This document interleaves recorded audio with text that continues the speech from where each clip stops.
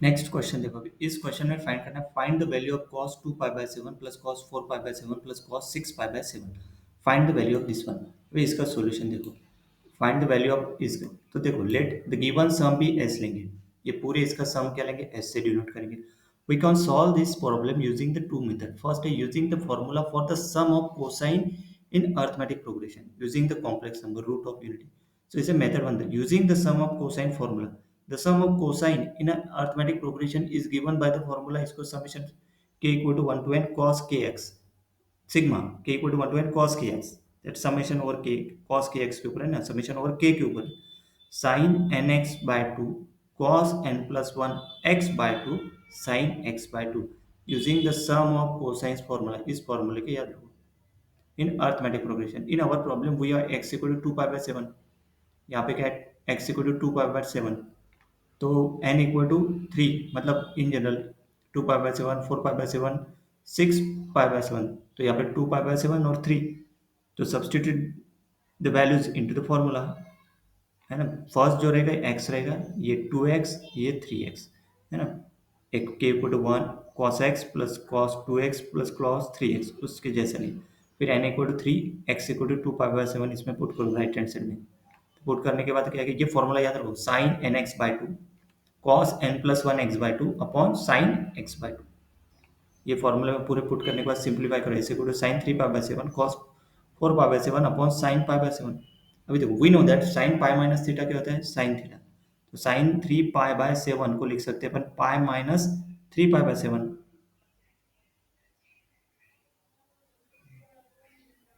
So that is equal to आएगा sine 4 pi by 7 इसका और sine 4 pi by 7 cos 4 pi by 7 और ये साइन पाई बाय 7।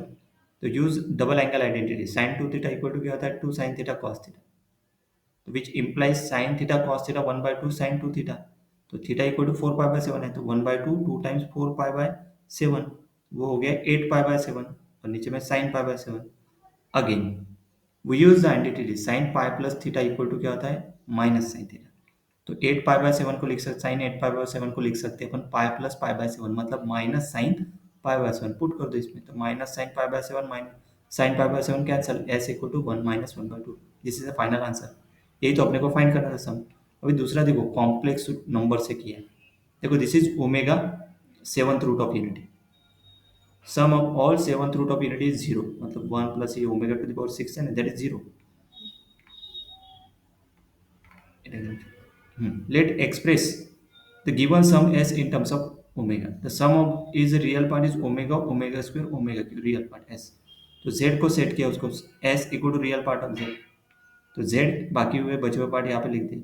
तो देखो we know that for any integer omega to the power 7 minus K equal to this one वो conjugate हो गया omega to the power K omega to the power 6 equal to omega मतलब bar 1 5 बाहर square मतलब conjugate substituting this into the sum of the equation put कर दिया मतलब 1 plus Z bar equal to 0 तो Z plus Z bar equal to real 2 into real part of Z होता है that is 2s मतलब 1 plus 2s equal to 0 मतलब s equal to -1/2।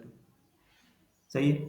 ये complex number के हिसाब से सॉल्व किया इसको लेकिन उसमें ये रूट लिया है रियल पार्ट लिया है फिर real part is omega plus omega square plus omega cube. Next first one is easy this portion is